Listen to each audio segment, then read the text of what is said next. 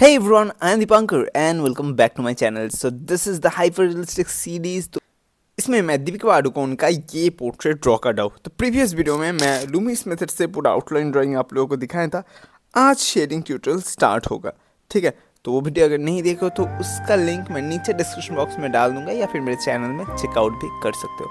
तो यहाँ पर शेडिंग शुरू करते हैं। चलो, तो यहाँ पर मैं पेंसिल इस्तेमाल कर रहा हूँ स्टेडलर लुमोग्राफ ब्लैक पेंसिल, पर आप लोग कोई भी पेंसिल इस्तेमाल कर सकते हो, पर सेट होना चाहिए, मतलब 2B 4B 6B 8B सारा सेट रहना चाहिए। तो यहाँ पर स्किन के पोर्शन से सबसे पहले मैंने यहाँ पर स्टार्ट किया है। तो यहाँ पर फोरहेड के पोर्शन में देखो, फोरहेड का एंगल जो है उसे आप लोगों को समझना ज़रूरी है। और यहाँ पर पेंसिल इस्तेमाल कर रहा हूँ मैं 2B। ओके, आप लोगों को जो पेंसिल है उससे घिसना नहीं है, बिल्कुल सिंगल घना घना स्ट्रोक देना है, ठीक है। जितना घना स्ट्रोक दोगे उतना फाइन शेडिंग आएगा। और यहाँ पर कोई ब्लेंडिंग नहीं किया जाएगा, सिर्फ शेडिंग से ही मैं पूरा जो स्मूथनेस है वो लाने वाला हूँ। कैसे? आप लोग लेयर्स में शेड दो, एक बार में अगर उतना घना नहीं हो रहा है तो 2-3 लेयर में दो, पर पेंसिल को वैसे एडजस्ट कर लेना। यहाँ पर मैं 2B से कर रहा हूँ, ज़्यादा प्रेशर मत देना वरना ज़्यादा डार्क हो जाएगा। तो देखो कैसे मैं सिंगल करके शेड दे रहा हूँ लेफ्ट टू राइट। और यहाँ पर फेस में भी राइटर साइड में थोड़ा यहाँ पर हल्का है तो वो आप लोगों को थोड़ा ऐसे छोड़ देना है। देखो पेंसिल कैसे धीरे धीरे मैं यहाँ पर फ्लो कर रहा हूँ और जो सिंगल स्ट्रोक्स है वो कैसे आ रहा है। बीच के पोर्शन में यहाँ पर हाईलाइट से लाना है तो वहाँ पर धीरे धीरे लाइट हो जाएगा और जो एरियाज में एकदम ही वाइट छोड़ना है उसे ऐसे छोड़ देना है, ठीक है। यहाँ पर पेंसिल आप लोग HB भी यूज़ कर सकते हो ज़्यादा हल्का एरियाज़ के लिए अगर प्रेशर कंट्रोल नहीं हो रहा है तो, पर मैं पूरा यहाँ पर 2B से ही कर रहा हूँ। और पेंसिल का पोजीशन देखो कैसे मैंने पेंसिल पकड़ा है, एंगल्स, इससे समझ में आता है कि पेंसिल कैसे होल्ड किया जाता है, ठीक है। ज़्यादा पास पकड़ोगे तो डार्क हो जाएगा नेचुरली, तो पेंसिल को थोड़ा दूर पकड़ना है और ऐसे स्लैंट एंगल में शेड देना है। ओके, तो सेम तरीके से वही 2B पेंसिल से यहाँ पर फेस का जो लेफ्ट पोर्शन है उसमें भी शेड देंगे। ओके, तो ऊपरी पोर्शन हो गया। अब थोड़ा यहाँ पर जो आँख का पोर्शन है, आँख में थोड़ा काम करेंगे। तो स्किन तो थोड़ा नेचुरली लाइटर टोन है तो उसके लिए मैंने 2B इस्तेमाल किया था, पर यहाँ पर आँख के लिए 8B पेंसिल यूज़ होगा क्योंकि वो एक्सट्रीम डार्क एरियाज है। तो यहाँ पर देखो एक ही बारी में डार्क नहीं कर रहा, थोड़ा हल्का करके धीरे धीरे डार्क करेंगे। तो ये फर्स्ट लेयर दे रहा हूँ डार्क टोन का, स्किन का जो 2B एरिया था उसके ऊपर उसी 8B पेंसिल से दिया। तो देखो वो डार्क जो ग्रेडियंट है, मतलब धीरे धीरे लाइटर एरिया से धीरे धीरे डार्क का टोन वो क्रिएट हो रहा है। आईब्रोज में भी सेम वैसे ही आप लोग करो। आईब्रोज का जो एच पोर्शन है वो धीरे थोड़ा स्किन के साथ धीरे धीरे हल्का करके मिला दो। और यहाँ पर प्रेशर मत देना, एकदम ही प्रेशर देने से पेपर डैमेज हो जाता है, देखने में अच्छा नहीं लगता। तो सेम इवन प्रेशर में पूरा ड्राइंग करना है। अब पेंसिल डार्कर यूज़ करो डार्क एरिया करने के लिए, और फिर भी अगर नहीं हो रहा है तो 2-3 लेयर में शेड दो, हो जाएगा। तो यहाँ पर फिर से उसी 2B पेंसिल से मैं यहाँ पर साइड एंगल में जो चीक का पोर्शन है, गाल का पोर्शन है, उसमें जो एंगल है वो समझो। जितना आप स्किन के एंगल को समझते हुए शेड दोगे फेस उतना ही ज़्यादा 3D रियलिस्टिक लगेगा, ठीक है। ये बहुत ही ज़रूरी है, ये फॉलो नहीं करोगे तो जितना भी ड्रॉ करो पूरा जो फेस है वो फ्लैट दिखेगा।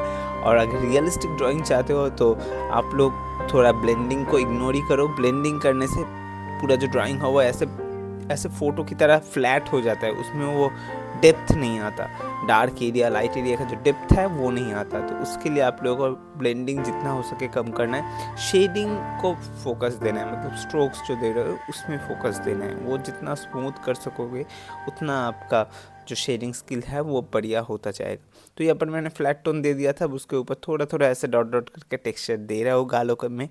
ओके,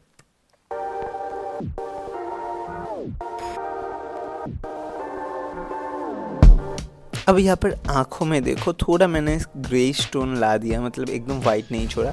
अब जो यहाँ पर आई लैशेस है वो कर रहा हूँ, कितना स्लोली कर रहा हूँ, देखो कितना एक पॉइंटी 8B पेंसिल लिया मैंने और उससे कितना धीरे धीरे जो आई लैशेस है वो निकाल रहा हूँ। ऐसे प्रेशर दे दोगे तो वो ऐसे बहुत ही अननेचुरल दिखेगा। तो हल्के से स्मूथ करके करना है और ज़्यादा हार्श नहीं करना है कि बहुत एक टाइट एक प्रेशर्ड लाइन है, नहीं वैसे नहीं, हल्के करके करो, क्योंकि वरना पूरा ड्राइंग में अट्रैक्शन वहीं पर चला जाएगा और देखने में अच्छा नहीं लगेगा। पूरा ड्राइंग को इवन रखने के लिए शेडिंग प्रेशर इवन रखना है और धीरे धीरे डार्क एरिया होगा पर उसमें एक स्मूथनेस रहेगा। जैसे मैंने यहाँ पर प्यूपिल में किया, नीचे पहले एक हल्का लेयर दे दिया, उसके ऊपर थोड़ा डार्क टोन दिया और एक जो हाईलाइट्स है वो लेके आया। तो ऐसे एक प्यूपिल में ही 3 टोन चलाया, एक है हाईलाइट मतलब वाइट टोन, एक एकदम पूरा ब्लैक और उसके बीच में एक मिड टोन। तो ऐसे किसी भी ड्राइंग में आप लोग 3 जो टोन है मतलब हाईलाइट, मिड टोन और डार्क टोन, ये जितना ला पाओगे उतना ही आपका ड्राइंग अच्छा दिखेगा। ज़्यादातर हम लोग मिड टोन को भूल जाते हैं। हाईलाइट मतलब एकदम सुपर हाईलाइटेड एरिया रहता है और एकदम डार्क एरिया रहता है। बीच का जो टोन है वो थोड़ा फेडेड हो जाता है, उसमें उतना काम नहीं करता है, तो वहीं पर ही प्रॉब्लम होता है। तो वो आप लोगों को ठीक करना ज़रूरी है।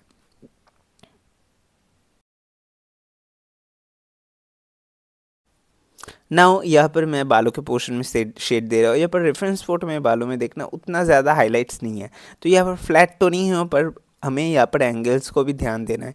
तो मैंने देखो धीरे धीरे करके पेंसिल का जो एकदम शार्प पॉइंट है उससे पूरा फिलिंग कर रहा हूँ और यहाँ पर ज़्यादा लाइन क्रिएट नहीं कर रहा है। एक फ्लैट जैसा टोन रह रहा है और जैसे थोड़ा ऐसे स्मजी टोन, थोड़ा ऐसे पेपर के जो टेक्सचर है वो निकल के ला रहा हूँ।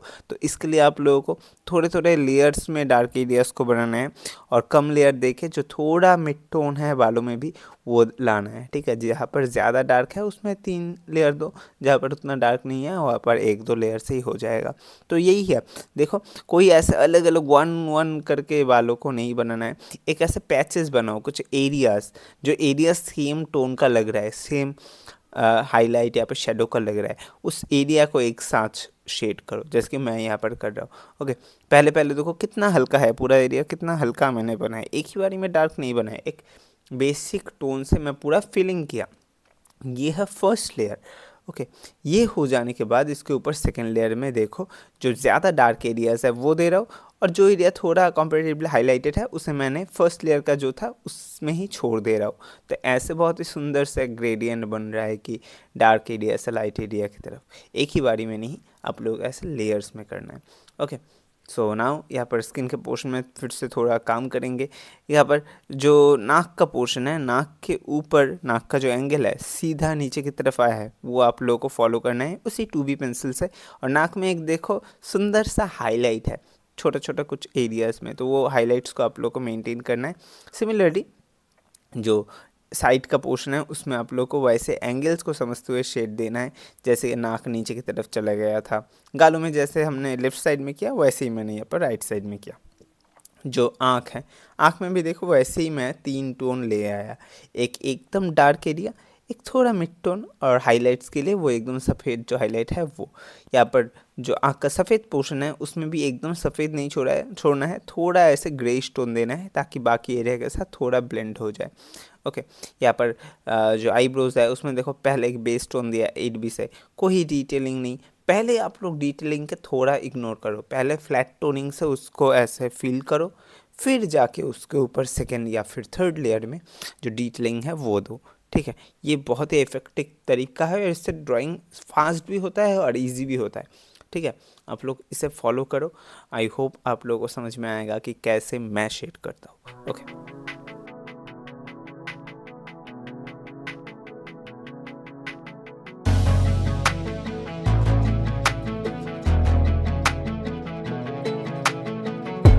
अब नीचे का बेस कंप्लीट हो जाने के बाद अब छोटे मोटे जो डिटेलिंग है ये कर रहा हूँ। तो ये है शेडिंग का फर्स्ट पार्ट।